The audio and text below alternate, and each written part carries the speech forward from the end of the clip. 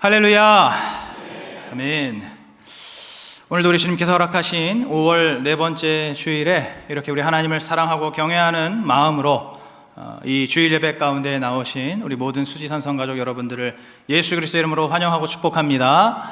우리 한번 옆에 있는 분들과 반가운 마음으로 같이 인사하겠습니다. 잘 오셨습니다. 환영하고 축복합니다. 자, 우리 한 번 더 인사하겠습니다. 오늘은 말씀 잘 듣겠습니다. 이렇게 한번 인사하겠습니다.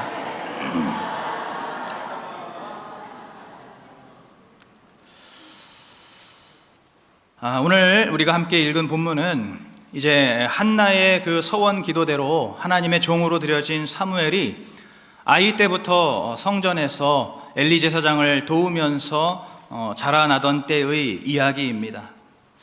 특별히 오늘 본문의 1절을 보시면 여호와의 말씀이 희귀하여 이상이 흔히 보이지 않았더라 라고 말씀합니다. 여호와의 말씀이 희귀했다는 거예요. 그런데 사실은 말씀이 정말 없어서 희귀한 것이 아닙니다.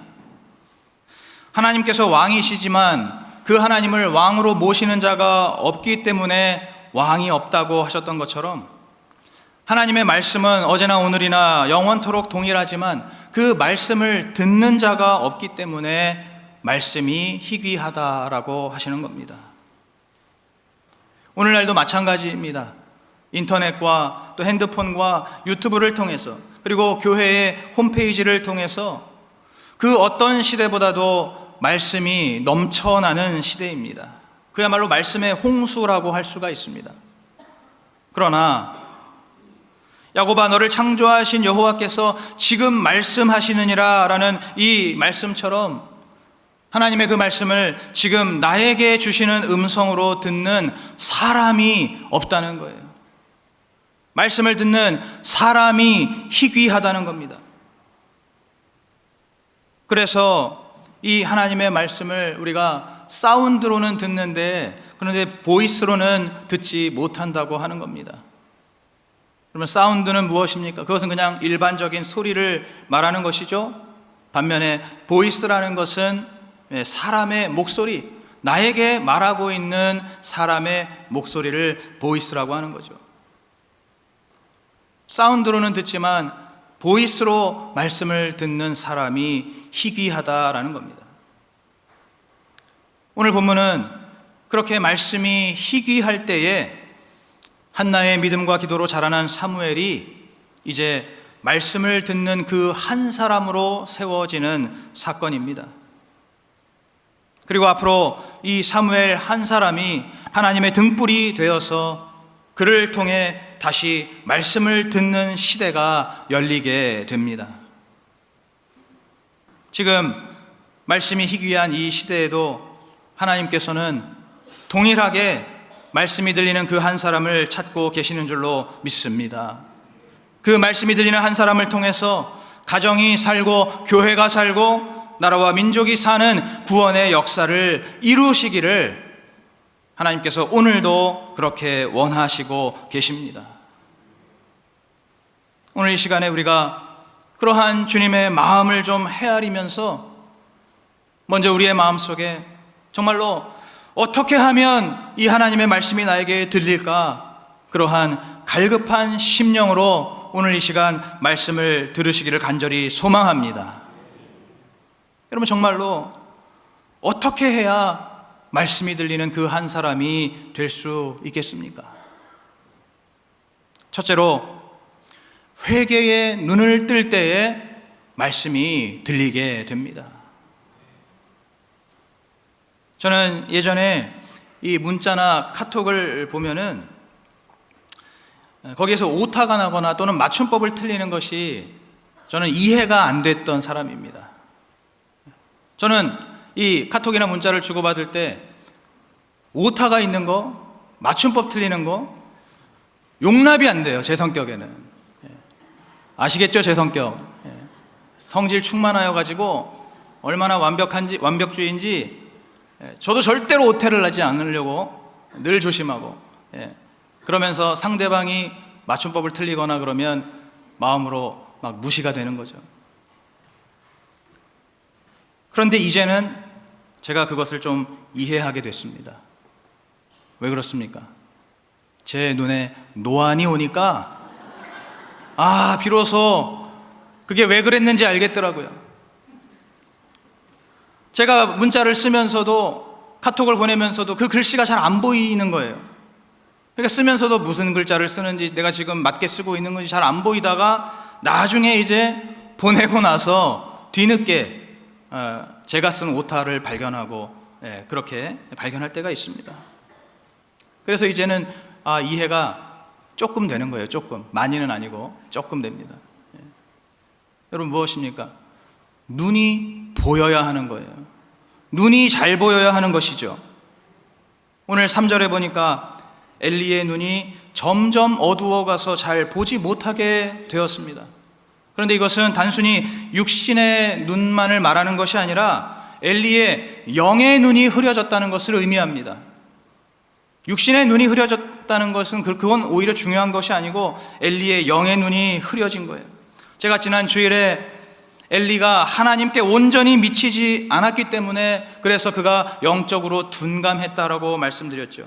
이 영적인 둔감을 다르게 표현하면 영의 눈이 흐려졌다라고 할 수가 있습니다. 영의 눈이 어두운 거예요. 영의 눈이 흐린 거예요. 우리 눈에도 노안이 오면은 문자나 카톡이 잘 보이지 않는 것처럼 이 영의 눈이 어두워지면은 말씀이 안 보이고 말씀이 들리지를 않는 것입니다. 지난 주일 저녁에 김복순 교수님께서 뭐라고 말씀하셨습니까? 우리의 겉사람은 비록 후패할지라도 우리의 속사람은 날로 새로워져야 그것이 노인이 아니라 어른이라고 말씀하셨잖아요. 지금 이 엘리는 그 영안이 어두워져서 말씀이 들리지 않는 노인이 되어버렸습니다. 이러한 엘리의 가장 중요한 특징이 무엇입니까? 이러한 엘리의 가장 근본적인 죄가 무엇입니까? 바로 회개를 하지 않는다는 것입니다. 지난 주일에 제가 엘리의 아들들의 죄를 말씀드렸죠. 두 가지 말씀드렸습니다. 바로 예배를 무시하는 것, 그리고 기복적인 신앙에 머물러 있는 것. 그런데 사실 이 죄들보다 더 근본적이고 더 결정적인 죄는 무엇입니까? 바로 이 아들들이 그 아버지 엘리의 책망의 말을 들으면서도 회개를 하지 않았던 겁니다. 들으면서도 그 말을 듣고 돌이키지 않은 거예요. 그래서 성경에서는 이들이 그 아버지의 말을 듣지 않았다라고 말씀한 겁니다. 그런데 그렇게 회개하지 않는 것은 사실상 이 아버지 엘리도 마찬가지였다는 거예요. 아니, 오히려 이 엘리에게서 그렇게 회개하지 않는 그러한 죄가 아들들에게로 이어졌다라고 할 수가 있습니다. 지난주에 사무엘상 2장 30절에서 34절 말씀, 거기서 하나님께서 이 엘리와 그 아들들에게 심판을 명하셨죠. 이제부터 너희들은 대대로 단명할 것이고 결국에는 너희들의 대는 끊기게 될 것이다 라고 말씀하셨습니다. 엘리 제사장에게 하나님께서 직접 말씀하셨죠. 그런데 그 말씀 앞에서 엘리가 회개했던가요? 회개하지 않았습니다. 그냥 듣기는 들었지만 회개하지 않았다는 거예요. 여러분, 사실 이러한 엘리는 진작에 죽었어야 했습니다. 원래 대제사장이라는 그 위치, 그 신분은 죄를 짓고 회개하지 않으면은 1년에 한 번 하나님께 나아가는 대속죄일에 이 대제사장이 지성소에 들어갈 때 그곳에서, 그 자리에서 즉사하게 되어 있습니다. 그런데 하나님께서 이 대제사장인 엘리를 그렇게 죽이지 않으시고 계속 살려두신 거예요. 무엇을 의미합니까? 그 엘리 제사장을 오래 참고 인내하시면서 기다려 주신 거예요. 그런데도 그는 계속해서 회개하지 않고 똑같이 그 자신의 죄 가운데 머물러 있었다는 겁니다. 그렇다 보니까 이제 오늘 본문에서 어떠한 일이 생기는 겁니까? 원래는 엘리에게 가야 할 하나님의 말씀이 이제는 어린 사무엘에게로 옮겨가게 되었습니다. 과거에는 엘리가 하나님의 말씀을 듣고 또 그 주신 직분을 잘 감당했지만 이제 더 이상은 그렇게 말씀을 들을 수도 없고 또 직분을 감당하는 데 있어서도 더 이상 예전 같지 않은 그러한 신앙이 되어버렸습니다. 이러한 신앙을 뭐라고 할까요? 과거형 신앙 또는 한때 신앙이라고 합니다. 과거에는 내가 말씀 잘 들었다는 거예요. 한때는 내가 교회에서 참 열심히 했다는 거예요. 그러나 지금은 아니라는 겁니다. 혹시 오늘 우리 가운데 그러한 분들 없으십니까? 과거형 신앙, 한때 신앙, 너무나 슬픈 일입니다. 회개가 없어서 말씀을 더 이상 듣지 못하는 이 엘리가 바로 그러한 과거형 신앙, 한때 신앙이었다는 거예요. 신앙은 절대로 과거의 추억에 머물러 있어서는 안 됩니다. 신앙은 언제나 현재 진행형 신앙이 되어야 할 줄로 믿습니다. 왜냐하면은 우리는 하루를 살면 살수록 그 하루만큼 죽어가는 것이기 때문이에요. 다시 말해서 주님을 만날 날이 더 가까워지고 있다는 겁니다. 또는 내가 죽지 않더라도 우리 주님께서 다시 오실 날이 날마다 가까워지고 있잖아요. 지금 정말로 마지막 때 중에 마지막 때 아닙니까? 그렇기 때문에 우리는 지금 더 잘 믿고 지금 더 말씀이 잘 들려야 하는 것입니다. 과거형 한때 신앙에 머물러 있으면 안 된다는 거예요. 오늘 그렇게 이 사무엘에게로 옮겨진 그 말씀이 무엇입니까? 우리 시간에 한번 우리 오늘 본문 그 다음에 있는 11절부터 14절 말씀까지 저와 여러분이 한 절씩 교독하겠습니다. 저부터 읽겠습니다. 여호와께서 사무엘에게 이르시되 보라 내가 이스라엘 중에 한 일을 행하리니 그것을 듣는 자마다 두 귀가 울리리라. 내가 엘리의 집에 대하여 말한 것을 처음부터 끝까지 그 날에 그에게 다 이루리라. 내가 그 집을 영영토록 심판하겠다고 그에게 이른 것은 그의 아는 죄악을 인함이니 이는 그가 자기 아들들이 저주를 자청하되 금하지 아니하였음이니라. 그러므로 내가 엘리의 집에 대하여 맹세하기를 엘리 집의 죄악은 제물이나 예물로나 영영이 속함을 얻지 못하리라 하였노라. 아멘. 여러분 무슨 말입니까? 엘리 그리고 그의 아들들 그들이 심판을 받는데 바로 그가 아는 죄악 때문에 심판을 받는다는 거예요. 다시 말해서 지금 이 말씀은 하나님께서 엘리에게 하시는 말씀이죠. 엘리에게 하시는 말씀인데 그런데 이 말씀을 사무엘에게 전달하신 거예요. 사무엘에게 말씀하신 거예요. 어린 사무엘이 이러한 말씀을 듣고 어쩔 줄을 몰라서 조심조심을 하며 걱정을 합니다. 아니 이러한 심판의 말씀을 내가 어떻게 엘리 제사장에게 전할 수 있을 것인가? 그러다가 겨우겨우 조심스럽게 입을 열어서 이 엘리 제사장에게 우리가 방금 교독한 그 말씀을 이제 전달을 하죠. 여러분 그런데 어떻습니까? 이 엘리는 정말로 신기할 정도로 이번에도 회개를 하지 않습니다. 정말 신기할 정도예요. 우리가 방금 읽었던 말씀은 분명 심판의 말씀이 있습니다. 내가 엘리의 집에 대해 맹세하기를 그의 죄악은 제물이나 예물로나 영영이 속함을 얻지 못하리라 말씀하셨어요. 여러분 그러나 그러한 심판의 말씀 앞에서도 우리가 진실하게 간절하게 회개한다면 우리 하나님께서는 우리를 용서하시고 살려주시는 분이신 줄로 믿습니다. 하나님께서 심판하시겠다, 형벌을 주겠다 하시는 것은 그게 하나님의 본심이 아니에요. 지금이라도 빨리 돌이키고 회개하라는 겁니다. 지금이라도 빨리 살으라는 겁니다. 그런데 이 엘리는 정말 신기할 정도로, 지독할 정도로 이유를 모르겠는데 어쨌든 회개를 끝까지 하지 않는 거예요. 그래서 오늘 18절에 보시면은 그가 가로되 이는 여호와시니 선하게 여기시는 대로 되리라, 그냥 이렇게 말하고 맙니다. 하나님 선하시니까 그 선하신 뜻대로 될 것이다 하고 그리고 넘어가는 거예요. 오늘 우리는 이 하나님의 말씀이 들리기 위해서 정말로 회개의 눈을 떠야 할 줄로 믿습니다. 회개의 눈을 떠야 할 줄로 믿습니다. 말씀의 등불로 내 마음속 깊은 곳을 비춰보면서 그 속에 감춰져 있고 묻혀져 있는 그 나의 자신의 죄와 허물과 나의 부끄러움을 발견하고 우리 하나님 앞에 온전히 회개하는 그러한 적용이 있어야 한다는 겁니다.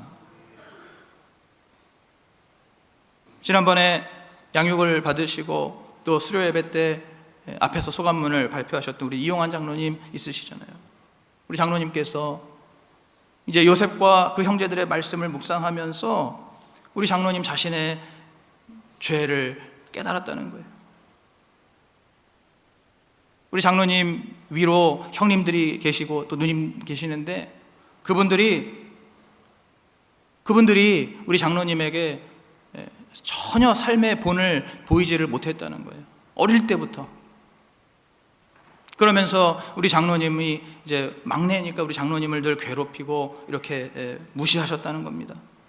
그러다 보니까 우리 장로님은 자연스럽게 저 형님들을 경멸하게 됐던 거예요. 나는 절대로 저 형님들처럼 살지 않으리라. 마음속으로 그렇게 미워하고 무시하고 경멸하는 것, 그것이 괜찮다고 생각했다는 겁니다. 그럴 수 있다라고 생각했다는 거예요. 그게 당연하다고 생각했다는 겁니다. 그러나 그러한 감정이 바로 형제들의 영혼 구원을 가로막는 그러한 죄라는 그것을 비로소 깨닫고 우리 장로님께서 회개의 눈을 뜨게 되신 것입니다. 그럼 지난주와 이번 주 여러분 주보 보시면은 지금 그 간증하시는 우리 김용호 장로님 이 양육소감문을 이제 주보를 통해서 이렇게 함께 나눠주시는데 우리 김용호 장로님 어떻습니까?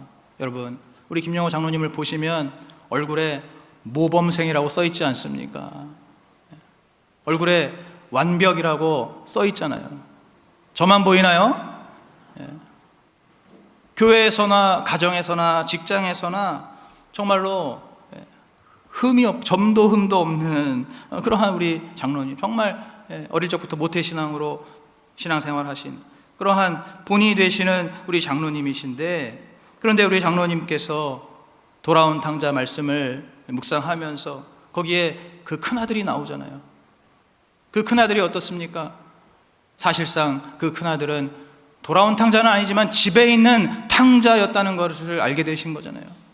자신의 아버지를 전혀 사랑하지도 않았고 그냥 그곳에서 자기 자신을 위해서 일을 했던 것뿐이고, 그리고 자기 동생이 돌아왔을 때에도 그 동생을 오히려 판단하고 정죄했던 그 큰아들을 보면서 우리 장로님께서 자신의 죄를 보게 됐다는 거예요.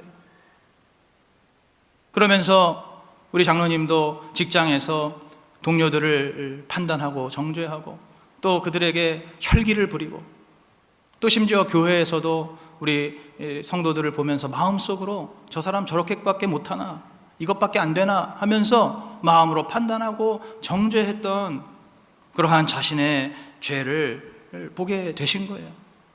우리 장로님도 비로소 회개의 눈을 뜨게 되신 것입니다.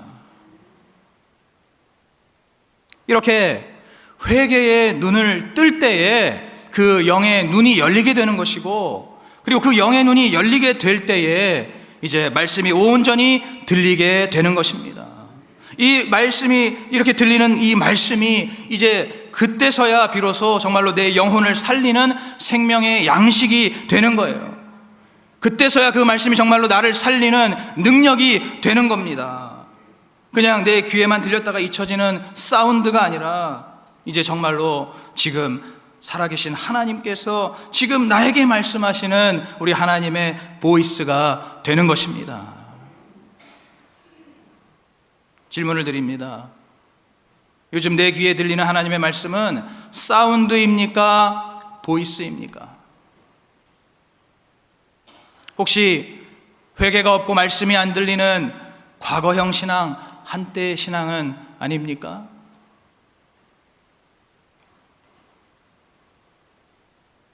오늘 여기 모인 우리 성도님들은 정말로 좀 이 말씀이 정말로 들려서 내 자신의 죄와 허물과 수치를 보는 눈이 떠지고, 그리고 새로운 회개의 길로 이어지는 현재 진행형 신앙이 되시기를 간절히 축복합니다. 둘째로, 우리는 등불을 온전히 지킬 때에 말씀이 들리게 됩니다. 오늘 3절에 보니까 하나님의 등불은 아직 꺼지지 않았고 사무엘은 하나님의 궤에 있는 여호와의 전 안에 누워 있었습니다. 사무엘이 왜 여기 있습니까? 바로 성소에 있는 하나님의 등불이 꺼지지 않도록 그 등불을 지키기 위해서입니다. 이 시간에 우리 한번 출애굽기 27장 21절 말씀 우리 화면을 보면서 합독하겠습니다. 시작. 아론과 그 아들들로 회막안 증거궤 저녁부터 아침까지 항상 여호와 앞에 그 등불을 간검하게 하라. 이는 이스라엘 자손의 대대로 영원한 규례니라. 아멘. 무슨 말입니까? 이 성소에 켜져 있는 등불, 이제 해가 지는 저녁부터 그리고 해 뜨기 직전까지 그 등불이 계속 켜져 있어야 한다는 거예요. 히브리어로 메노라라고 해서 순금으로 만든 7촛대가 있습니다. 그 7촛대 위에 불을 붙여서 그 불을 저녁 내내 밤새도록 켜놓는 거예요. 그리고 그것이 꺼지지 않도록 그것을 잘 지켜야 하는 겁니다. 원래는 이 등불을 엘리와 그 아들들이 지켜야 하는데, 그런데 지금 이제 그들 대신에 이 어린 사무엘이 그 성소 등불을 지키고 있는 겁니다. 이 등불을 지키려면 어떻게 해야 됩니까? 정말로 전심으로 온 신경을 이 등불에 집중하고 있어야 합니다. 그냥 잠도 편하게 잘 수가 없는 거예요. 중간중간에 계속 일어나서 그 등불이 잘 켜져 있는가 살펴봐야 되고, 혹시라도 불이 약해져서 꺼질 것 같으면은 거기에 다시 감람유를 조금 부어서 그 불을 또 다시 잘 살리고, 그리고 또 잠깐 눈을 붙이고, 이런 식으로 내 온 신경을 오직 그 등불에 집중하면서, 그러면서 그것을 지키는 것입니다. 오늘 사무엘이 바로 그렇게 이 성소의 등불을 지켰다는 거예요. 그렇게 밤새도록 자다 깨다 그러면서 이 성소의 등불을 살피고 지켰을 때, 바로 그때 하나님께서 부르시는 음성을 듣게 된 것입니다. 여러분, 그렇다면 이 등불은 무엇을 의미할까요? 우리가 이것을 좀 더 묵상해 보면 이 3절에서 이 등불을 하나님의 등불이라고 말씀하시는데, 이것은 바로 참빛 곧 세상에 와서 각 사람에게 비추시는 빛 되신 예수 그리스도를 의미하는 것입니다. 다시 말해서 이 등불을 지킨다는 것은 오직 빛 되신 예수 그리스도께만 온전히 집중하고 전심으로 그 주님만을 의지하는 것을 말하는 겁니다. 오늘 우리가 말씀이 들리지 않는 이유가 무엇입니까? 지금 이 시대가 말씀이 희귀한 시대가 된 이유가 무엇입니까? 바로 주님 말고 의지할 만한 다른 것들이 자꾸만 우리 도처에 있기 때문입니다. 주님만을 바라보고 주님께만 집중하고 주님만을 전심으로 의지해야 되는데 다른 것들이 자꾸 널려 있는 거예요. 그럼 대표적으로 우리가 제일 의지하는 거 무엇입니까? 돈이잖아요, 돈. 여러분, 결국 모든 것의 끝에는 다 돈이 있다라고 말씀합니다. 다 돈이 문제인 거예요, 그 끝에 가서는. 우리가 기본적으로 이 돈을 너무나 의지합니다. 그래서 돈을 벌 수 있는 내 능력을 의지하죠. 돈을 벌 수 있는 내 경험과 내 지식과 내 인맥을 의지합니다. 그 밖에도 또 직장을 다녀서 돈을 벌어주는 내 남편을 의지합니다. 또 공부를 잘해서 돈을 잘 벌 것 같은 내 자녀를 의지합니다. 또 돈을 벌어다 주고 나를 잘 먹고 잘 살게 해줄 것 같은 그러한 세상의 목소리들, 세상의 그 온갖 정보들을 하나님보다 더 의지합니다. 그러다 보니까 정작 이 등불을 지키는 데에는 소홀해지는 거예요. 이 등불이 꺼지는지도 모르고 영적으로 깊은 잠에 빠져 있는 것입니다. 우리는 100% 죄인이기 때문에 조금이라도 내 눈에 보이고 내 손에 잡히는 것이 있으면 내 눈에 안 보이고 내 손에 잡히지 않는 하나님을 온전히 의지하지를 못합니다. 그 하나님께 온전히 집중할 수가 없습니다. 그러다 보니까 이 하나님의 말씀을 우리가 온전히 들을 수가 없는 것이고, 그리고 하나님께도 온전히 미칠 수가 없는 것이고, 그리고 하나님의 진정한 은혜와 그 하나님의 진정한 능력을 경험할 수도 없는 것입니다. 하나님께서 베푸시는 그 진짜 은혜와 그 진짜 능력은 사실은 우리가 바라는 기복을 아득히 뛰어넘는 수준의, 우리가 상상할 수 없는 놀라운 수준의 그러한 은혜와 능력이 하나님께서 우리에게 베풀어 주시는 은혜와 능력인데, 그런데 우리가 그 하나님께 온전히 집중하지 못하고 의지하지 못하여서 그 능력과 은혜를 한 번도 누려보지 못하고 그렇게 평생을 미적지근하게 신앙생활하는 그러한 성도들도 많이 있다는 것이 너무나 안타까운 일입니다.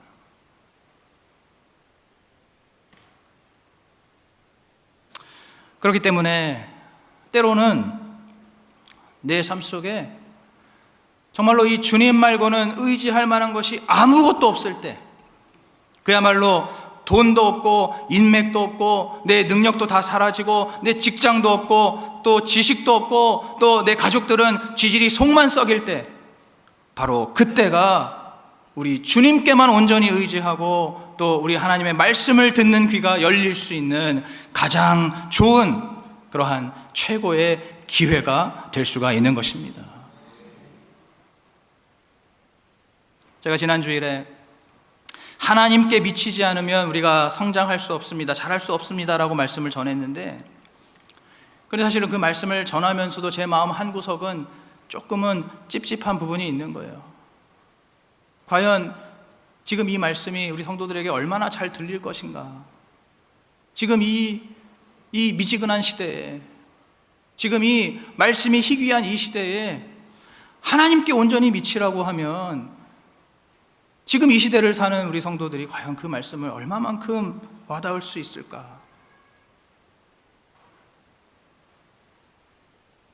사실은 지금도 그렇습니다. 제 마음 한구석이 그런 거예요. 사실 저 같은 경우에는 그때도 말씀드렸지만은 저희 부모님과 또 제 자신이 그러한 하나님을 직간접적으로 경험을 했기 때문에 그러한 삶의 여러 가지 어렵고 힘든 극단적인 상황 속에서 정말로 그 하나님께 완전히 미쳤을 때 하나님이 어떻게 역사하시는 걸 경험을 했기 때문에 이것을 말씀을 전할 수가 있기는 한데, 그런데 당장 제 아내만 해도 입장이 좀 다른 거예요. 제 아내만 해도 하나님께 완전히 미쳐야 한다는 말씀이 그것이 온전하게 들릴 것인가, 참 그게 어려울 수 있겠다라는 생각이 드는 겁니다. 왜냐하면 제 아내는 예수를 믿고 나서 그렇게 삶의 막 극단적인 상황을 겪어본 적이 없기 때문이에요.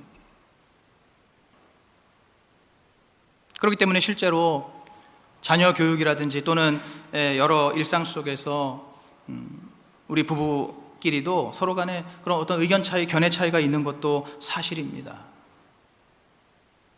그럼 하물며 우리 평신도들은 어떻겠습니까?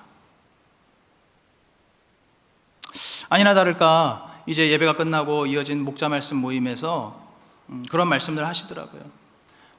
이 하나님의 말씀을 내가 거부하고자 하는 건 아니지만은, 그러나 솔직히 이 말씀이 나에게 참 무겁게 다가온다고, 하나님께 미쳐야 한다는 이 말씀이 나에게 좀 무겁게 다가오고 또 두렵기도 하다고, 그렇게 피드백을 주시는 거예요. 그러한 마음, 그러한 생각 제가 충분히 이해를 합니다. 그런데 이제 그런 와중에 거기 계시던 고지은 집사님께서 이제 말씀을 하시는데, 그런데 이 집사님이 그러시는 거예요. 하나님께 미쳐야 한다는 그 말씀이 자기에게 너무너무 잘 들린다는 겁니다. 그리고 심지어 지금 집사님께서 정말 그렇게 하나님께 미쳐서 살고 있다는 거예요. 왜 그렇습니까? 우리 집사님께 정말로 아무것도 없거든요. 오랫동안 지속된 그 극심한 재정적인 고난 속에서 정말로 하나님 빼고는 의지할 만한 것이 아무것도 없는 겁니다. 그렇게 모든 것이 없다 보니까 정말로 하나님께 미치지 않고서는 단 하루도 살 수가 없는 것입니다. 그러다 보니까 그 말씀이 들리는 거예요. 하나님께 온전히 미쳐야 한다는 것이 어떠한 의미인지 그 말씀이 귀에 들리는 겁니다.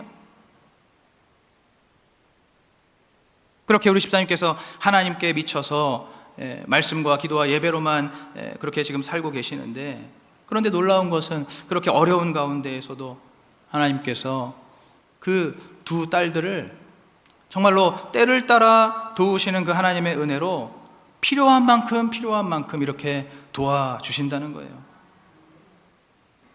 무엇보다도 이제는 이 집사님 그 본인의 믿음이 예전에 잘 먹고 잘 살 때와는 완전히 다른 차원으로 지금 그 집사님의 믿음이 성장하고 있다는 겁니다. 바로 말씀이 들리는 그 한 사람이 된 것이죠. 오늘 여러분들은 어떻습니까?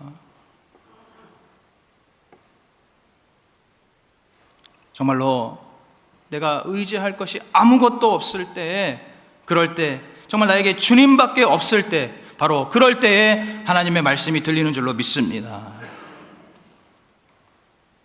2023년 초에 지금 이맘때였을 겁니다. 제 안에 이 교회에서 계속 사역을 하는 것이 맞는가 하는 정말로 그런 깊은 고민이 생겼습니다. 이제 코로나 이후에 우리 교회의 상황이 그 당시에 너무너무 힘들었거든요. 코로나로 인한 그 타격 자체도 굉장히 컸지만 그 이후에도 여러 가지로 갈팡질팡하고 자리를 잡지 못하는 그러한 상황을 보면서 제 마음이 너무 힘들었습니다. 그러면서 이 길이 정말로 하나님의 뜻이 맞는가, 제 안에도 그러한 갈등이 생기는 거예요. 그런데 더 큰 문제는 뭐냐면, 제가 그러한 고민을 갖고 있는데 그러한 고민을 나눌 사람이 한 명도 없는 겁니다. 제 마음속에 그러한 고민이 있고 갈등이 있는데 그거를 누구에게 뭐 물어보거나 누구에게 뭐 상의할 만한 그러한 사람이 아무도 없는 거예요. 제가 그 당시에 그것을 부모님께 물어볼 수 있었겠습니까? 아니면 여기 계시는 성도님들께 얘기할 수 있었겠습니까? 그래서 겉으로는 전혀 내색을 하지 않았지만은, 그러나 속으로 끙끙 앓으면서 그렇게 제 속이 타들어갔던 그러한 시절이었습니다. 이제 그런 와중에 저를 보던 제 아내가 저에게 기도원에 한번 가자고 하더라고요. 굉장히 오랜만에 들어보는 그 기도원이었습니다. 그래서 이제 결국에 아내와 함께 안양에 있는 갈멜산 기도원을 찾아갔습니다. 근데 막상 갔더니 참 마음이 또 복잡해지는 거예요. 그 기도원에 갔는데 전부 할아버지 할머니들밖에 안 계시는 겁니다.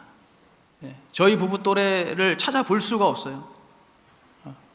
그리고 굉장히 오랜만에 갔더니 좀 낯설기도 하고, 그랬지만 이제 그때 제 마음속에 다른 길이 없다. 내가 어차피 지금 이것을 누구에게 물어볼 사람도 없고 또 내가 다른 길이 없기 때문에 그 기도원 맨바닥에 이제 방석을 깔고 앉았습니다. 그리고 이제 그곳에서 제가 하나님 앞에 기도하는 거예요. 하나님, 저는 정말로 아무 데도 물어볼 데가 없습니다. 저희 고민을 상담할 데가 없습니다. 오직 우리 주님께만 제가 이것을 물어볼 수밖에 없으니까 우리 주님께서 직접 말씀해 달라고. 정말로 제가 이 사역을 하는 것을 하나님께서 정말로 이것을 원하시는지 아니면 원하지 않으시는지 하나님 저에게 직접 가르쳐 주십시오. 하나님 저에게 직접 말씀해 주십시오. 이렇게 제가 기도를 하면서 예배를 드렸습니다. 정말 하나님께서 이것을 원하시는지 안 원하시는지 제가 그게 정말로 너무너무 갈급한 거예요. 그렇게 이제 예배를 드리면서 그 기도원장님의 설교가 시작이 됐습니다. 근데 그때 본문이 마태복음인지 누가복음인지 지금 정확하게 생각은 안 나는데, 그런데 그 설교 제목이 뭐였냐면 내가 원하노니 라는 제목이었어요. 제목부터 하나님께서 저에게 대놓고 말씀을 하시는 겁니다. 정말로 제가 알고 싶었던 것은 내가 이 교회에서 계속해서 사역을 하는 것을 하나님께서 원하십니까? 원하지 않으십니까? 그거 한 가지였는데, 그런데 하나님께서 제목부터 내가 원하노니 라고 말씀하신 거예요. 이 문둥병자가 예수님께 나와서 주께서 원하시면 내가 낫겠나이다, 내가 깨끗함을 입겠나이다 했을 때 예수님께서 내가 원하노니 깨끗함을 받으라 말씀하신 그 사건이잖아요. 제가 정말로 우리 주님밖에 없는 그 상황, 간절한 상황, 그 정말로 극한의 그 상황 속에서 우리 주님께 그 간절한 마음으로 나아갔더니 제목부터 내가 원한다 라고 저에게 대답해 주신 것입니다. 주님의 말씀을 들은 것입니다. 오늘 그 하나님의 말씀이 정말로 내 발의 등이고 내 길의 비침을 믿으시기 바랍니다. 오늘 우리가 이 성소의 등불을 지키듯이 정말로 우리 주님께만 온전히 집중하고 우리 주님께만 몰입하고 우리 주님께 전심으로 의지할 때에, 그럴 때 우리에게 들려지는 그 하나님의 말씀이 바로 우리의 발을 비추는 등이 되고 우리의 길을 밝히는 빛이 된다는 것을 믿으시기 바랍니다. 질문을 드립니다. 고난 속에서 오직 예수님께만 집중하고 의지하여서 말씀이 들리고 은혜를 누린 적이 있습니까? 여러분, 그러한 경험 있으시냐는 거예요. 주님의 등불을 온전히 지키기 위해서 내 삶에서 가지치기 해야 할 다른 일은 무엇입니까? 주님의 등불을 지켜야 되는데 자꾸만 한눈 팔게 하는 것, 자꾸만 이리저리 헤매게 하는 것, 그러한 다른 일들 무엇입니까?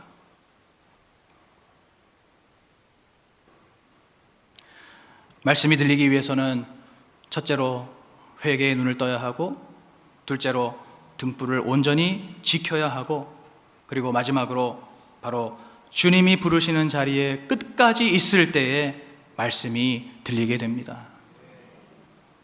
주님이 부르시는 그 자리에 끝까지 있어야 되는 거예요. 오늘 우리 뼈라 성가대 찬양도 부르신 곳에서 찬양이었잖아요. 부르신 곳에 내가 있겠다고, 부르신 곳에서 내가 거기가 어디든지 거기서 내가 주님을 찾고 예배하겠다는 찬양 아니었습니까? 오늘 사무엘이 바로 그렇게 3번에 걸쳐서 하나님께서 부르실 때마다 이 사무엘이 엘리에게 달려가서 내가 여기 있나이다 라고 대답했던 거예요. 그 한밤중에 그 어린아이가 하나님께서 부르시는 음성을 들었을 때 엘리가 부르는 줄 착각하긴 했지만, 그러나 그 어린아이가 엘리의 집으로 찾아가서 저를 부르셨습니까? 제가 여기 있습니다라고 그렇게 3번씩 반복했던 거예요. 이제 3번째가 되었을 때 그 엘리도 이제 그 음성이 하나님의 부르심이라는 것을 깨닫고 그것을 사무엘에게 알려주죠. 어쨌든 이 사무엘은 하나님께서 부르시는 그 자리마다 끝까지 달려가서 그곳에 있었다는 겁니다. 여러분 믿으십니까? 하나님이 부르실 때 사무엘은 그것을 듣고 반응하고 움직이고 그 자리에 있었다는 거예요. 그렇게 됐을 때 이제 마침내 무슨 일이 일어납니까? 오늘 우리 본문의 10절 말씀 우리 다시 한번 같이 합독하겠습니다. 시작. 여호와께서 임하여 서서 전과 같이 사무엘아 사무엘아 부르시는지라. 사무엘이 가로되 말씀하옵소서 주의 종이 듣겠나이다. 아멘. 바로 오늘 제목처럼 말씀하옵소서 주의 종이 듣겠나이다 라고 우리 하나님의 부르심에 사무엘이 응답을 하게 되었습니다. 오늘 주님께서 이 사무엘을 부르신 자리가 어디였습니까? 바로 하나님의 궤가 있는 여호와의 전이었습니다. 이곳은 말씀의 자리, 언약궤가 있는 말씀의 자리이죠. 이곳은 분향단이 있는 기도의 자리입니다. 이곳에서 하나님께 제사를 드리는 예배의 자리였습니다. 그리고 부르실 때마다 달려나갔던 순종의 자리였습니다. 다시 말해서 이 자리는 하나님의 은혜가 예비된 자리였습니다. 오늘 어제나 오늘은 영원토록 동일하신 우리 주님께서 바로 오늘도 우리를 그러한 자리로 부르시는 줄로 믿습니다. 그 자리, 오늘 우리에게 있어서 그 자리가 어디입니까? 바로 이 교회죠, 교회. 이 교회에서 드리는 모든 예배와 또 모든 기도회, 특별히 이제 지난 금요일부터 시작한 우리 릴레이 중보기도회, 파수꾼 중보기도회, 이게 전부 다 우리 주님께서 부르시는 자리인 거예요. 그리고 우리의 가정에서 드리고 있는 목장 예배, 우리 주님께서 부르시는 자리입니다. 그리고 우리가 개인적으로 우리의 일상에서 하나님께 드리는 그 큐티하는 그 시간, 바로 그것도 우리 하나님께서 부르시는 자리입니다. 이 모든 것들이, 이 모든 시간과 이 모든 공간이 바로 우리 주님께서 사무엘을 부르시듯이 우리의 이름을 부르시는 은혜의 자리라는 겁니다. 오늘 우리가 바로 그 부르시는 자리에 끝까지 있어야 할 줄로 믿습니다. 그 주님의 음성을 들을 수 있고 그 주님께 대답할 수 있는 우리가 되어야 할 줄로 믿습니다. 오늘 지금 이 2부 예배 화면에서 제 옆에서 열심히 수어 통역하신 우리 정진한 안수 집사님 계시죠. 부부 7목장의 목자로 수고하고 계시는데, 이번에 특별히 시간을 내셔서 그 목회 세미나 거기를 함께 다녀오시면서 집사님 많은 은혜를 받으셨습니다. 그런데 사실은 우리 정진한 안수 집사님께서 꽤 오랫동안 말씀이 안 들렸던 분이에요. 죄에 대한 말씀, 고난에 대한 말씀, 이러한 말씀이 와닿지를 않았던 겁니다. 또 우리가 지금 하고 있는 이 큐티도 집사님께는 와닿지를 않았던 거예요. 그게 굉장히 짧지 않은 그러한 세월이었습니다. 그래서 실제로 작년까지만 해도 이 교구장 말씀 모임에서 거기 교구장들이 다 모이는 그 자리에서 우리 집사님께서 공개적으로 그런 말씀을 하시기도 했어요. 말씀이 잘 와닿지 않는다, 잘 들리지 않는다, 잘 이해가 되지 않는다. 그런데 신기한 게 뭐냐면 우리 집사님께서 그러면서도 이 예배는 빠지지 않으시는 거예요. 하나님 말씀을 선포하는 이 예배는 빠지지를 않고 계속해서 예배를 드리는 겁니다. 또 기도해도 웬만하면은 빠지지 않고 다 나오시더라고요. 그리고 제가 아까 말씀드린 그 교구장 말씀 모임, 그 교구장 말씀 모임조차도 제 기억으로는 우리 집사님이 거의 한 번도 안 빠지고 계속해서 나오셨던 것 같아요. 중요한 것은 그 자리에 빠지지 않고 계속해서 그 자리에 함께 했다는 것입니다. 비록 지금 말씀이 안 들리고 이해가 안 되고 와닿지 않더라도 그 자리를 계속 지켰다는 게 중요한 거예요. 그런데 그렇게 하시더니 올해부터 우리 집사님께서 달라지기 시작하셨습니다. 처음에 그 아내이신 구은실 권사님께서 남편이 이렇게 바뀌었다 말씀을 해주시는데 믿기지가 않더라고요. 그런데 보니까 정말 그게 사실이었습니다. 우리 집사님께서 정말로 달라지셔서 아침마다 큐티를 하시고 그 큐티를 하면서 눈물을 흘리시고 또 그 큐티를 이제 목장 단톡방에 올려서 그것을 또 함께 나누시고 그렇게 달라지신 거예요. 그래서 제가 지난번에 이제 목장 예배도 제가 같이 참석해서 함께 드렸을 때도 그때도 우리 집사님께서 이 정말 주일 설교 말씀을 잘 듣고 잘 정리하셔서 그 말씀을 잘 전하시고 또 예배 인도도 너무너무 은혜롭게 잘 하시더라고요. 그러더니 이제 급기야는 이번에 그 목회 세미나까지 시간을 내셔서 함께 다녀오시면서 큰 은혜를 받으신 겁니다. 여러분 왜 그렇습니까? 바로 말씀이 들리게 되었기 때문입니다. 말씀이 들리게 될 때 이렇게 달라지고 변화가 되는 것입니다. 오늘 우리도 하나님께서 부르시는 이 예배의 자리, 말씀의 자리, 기도의 자리, 순종의 자리에 끝까지 함께 하시고 그 자리를 지킬 때에 정말로 이렇게 말씀이 들리는 그 한 사람이 될 수 있다는 것을 믿으시기 바랍니다. 질문을 드립니다.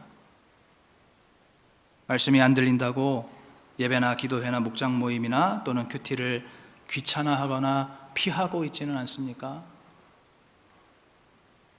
내가 새롭게 말씀하옵소서 듣겠나이다 해야 할 그 자리는 어디인가요?